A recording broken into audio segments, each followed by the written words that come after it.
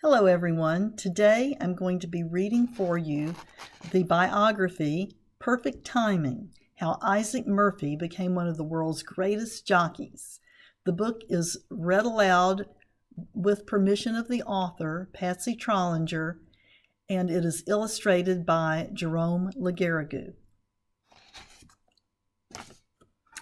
Isaac walked quickly through the streets of Lexington carrying a large basket as if it weighed nothing at all. He was short for a boy of 12, but strong. His arms had grown used to the heavy work he did for his mother's laundry business, carrying water, setting up washtubs, delivering finished loads of laundry.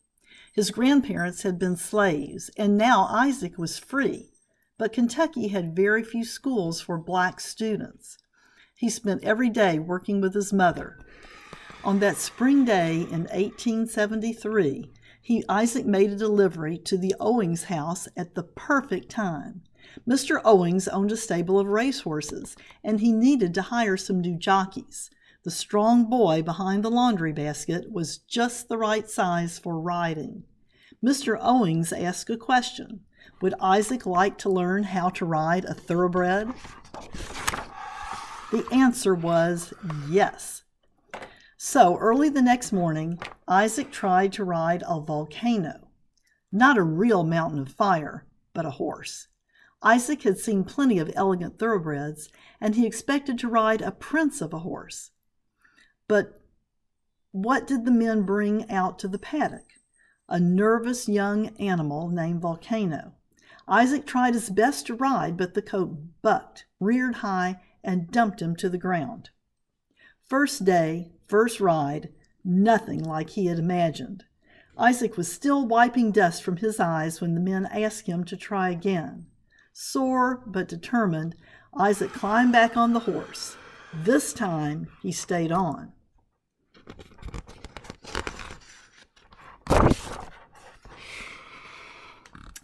With that successful ride, Isaac earned a place in jockey school.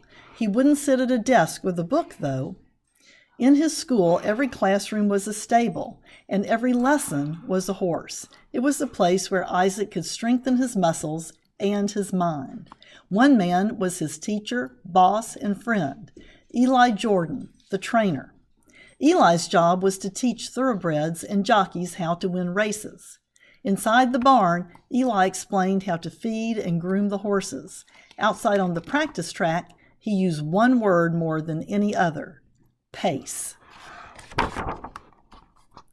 Isaac soon figured out that pace was a mixture of speed, strategy, and time. A jockey with perfect pace knew when to let the horse run full tilt down the track and when to save energy for a final burst of speed at the finish line. Eli's lessons about pace were difficult. Isaac had to memorize how fast each horse could run and notice things that made each horse unique. The bay stallion hit top speed when he was leading other horses. The brown filly was just the opposite. She liked to chase other horses and pass them. If Isaac raced on the bay, he could set a fast pace all the way. On the filly, he might start slow, then finish with a final burst of speed. Some of Isaac's best lessons came at coffee time, when the older jockeys sat on the bales of hay swapping stories. One man described a racetrack with a dangerous low spot at the quarter-mile mark. Another man bragged about urging a lazy horse to a muddy victory in a rainstorm. During 2 years of jockey school, Isaac listened and remembered. Finally, he was ready to race. On the morning of his first race, Isaac carefully buttoned his bright yellow shirt Eli brought to him. The silk racing shirt and matching cap announced that Isaac was a real jockey. At the starting line, he became part of a patchwork of colors, each representing a different stable. Isaac focused on one small piece of red, the starter's flag. It happened suddenly. The starter lowered the flag, and all of the horses lunged forward, so crowded that they bumped one another. A cloud of dust sprayed Isaac's head and stung his eyes. Chunks of dirt flew up and hit his legs. He was supposed to think about timing and tick off each second in his head. but his counting disappeared into the noise of pounding hooves. Before Isaac had time to think clearly, before he could set a pace, the race was over. He didn't win. By the time he wore yellow silks again, Isaac had learned how to concentrate. There was noise all around him, but Isaac had ears only for the strong, steady breathing of his horse. From the moment the race began, the seconds ticked clearly in his head. 58, he told himself at the half-mile mark. 114 as the 1-mile mark slipped by. On the final stretch, the dust and noise faded away. Isaac and his horse were headed for victory. His timing had been perfect. Other wins followed. Suddenly, horse owners all over the country wanted Isaac to ride for them. He began racing at tracks in New York, Florida, and Missouri. No matter where he rode or what color silk he wore, Isaac kept on winning. Isaac became famous, but it didn't change who he was. He had rules for himself that were firm. No cheating, no fighting, no swearing. And he rode every race, large or small, as if it was the most important one of his life. By the spring of 1882, Isaac was very busy. But when he met a beautiful girl named Lucy, he still had time for love. They were married that year, and some of Isaac's friends wondered if he might quit racing.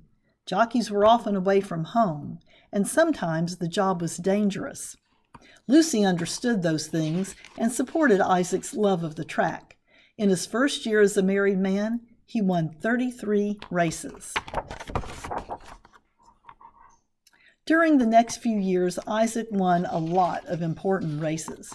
He won the American Derby 4 times and the Latonia Derby 5 times, earning some of the nation's highest prize money. By 1890, some people believed he was unbeatable. After he won several races that year on a colt named Salvatore, there was talk that Isaac might guide the big horse to a world's record by running a mile in less than 100 seconds. Most people were certain that no horse could beat Salvatore, but Isaac knew there was one.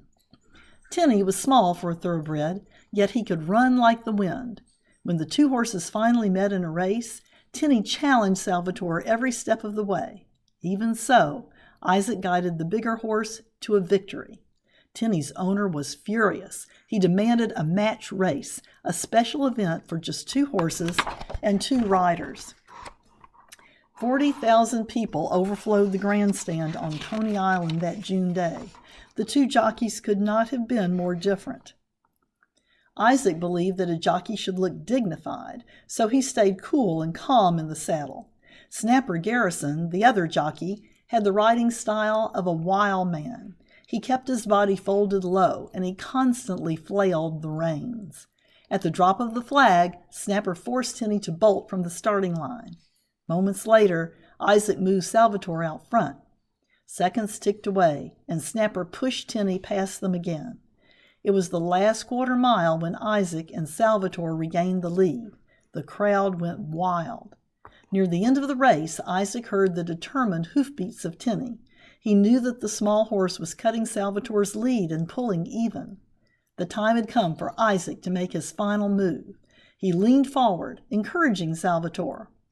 The big horse strained harder, and with the final tremendous stride, won the race. Isaac and Salvatore not only beat Tinny, they tied the world's record. That win gave Isaac a reputation as the best jockey in the history of horse racing. His fame grew even more when he won the Kentucky Derby 3 times. Now, when men and boys gossiped in the horse barn over steaming cups of coffee, they talked about Isaac Murphy. Isaac continued to win races for 6 years after the Salvatore-Tinny match, but as he got older, the racing began to affect his health. Every spring, Isaac had to go on a diet to lose weight. A jockey wasn't supposed to weigh more than 110 pounds during the racing season. Anything extra would put a strain on the horse. Sometimes, after a winter of rest and good food, Isaac had to lose 20 pounds or more. He was so determined to continue riding that he tried to lose weight too quickly. 1 cold biscuit for breakfast, and a cup of hot coffee for lunch. That was all he would eat. After he fainted one day in the horse barn, a doctor warned him to be more careful. Isaac listened to the advice, but found it hard to change old habits. In the fall of 1895, Isaac was hired to ride a horse named Tupto, who often finished last. With Isaac in the saddle, Tupto won. That turned out to be Isaac's final race. The following spring, he went on to another crash diet and became so weak that he contracted pneumonia. Isaac died February 12, 1896. He was only 35. 2 days later, more than 500 people filled the streets of Lexington for Isaac's funeral procession. Many of the grandest bouquets of flowers came from jockeys who had ridden against him. In the years since Isaac's death, the racing community has continued to honor him. He was one of the first people inducted into the Jockey Hall of Fame in Maryland. Tracks in Florida and Illinois have named races for him. He is the only jockey buried on the grounds of the Kentucky Horse Park, and he still holds the record for the highest percentage of racing wins ever, 44% of all his races. Isaac Murphy is remembered as a brilliant rider whose timing was always perfect. Author's note. Throughout his life, Isaac Murphy seemed to have a perfect sense of timing. His career even came at a perfect time. If Isaac had been born 20 years earlier, he would have raced as a slave rider. Every penny of his prize money would have belonged to his master. If Isaac had been born 20 years later, he might never have ridden at all. By that time, white jockeys had become more common, and some of them did not want to ride with black jockeys. These white riders began to force black men out of the sport by causing accidents. Many jockeys quit. Others moved to Europe, where racetracks welcomed them. With each passing year, there were fewer black riders in the United States. By 1922, there were no black jockeys in the Kentucky Derby. But for the 2 decades that followed the Civil War, the years when Isaac rode, horse owners were willing to hire black riders. During those years, black men and white men raced side by side. Today, people in the United States have more enlightened ideas and laws about race relations. Black jockeys do not dominate horse racing as they did in the 1800s, but riders of all backgrounds are welcome at racetracks. If Isaac came back to ride again, he would see Hispanics, Asians, and women on horseback, as well as blacks. And he would find that people still talk about the great Isaac Murphy, the jockey with perfect timing.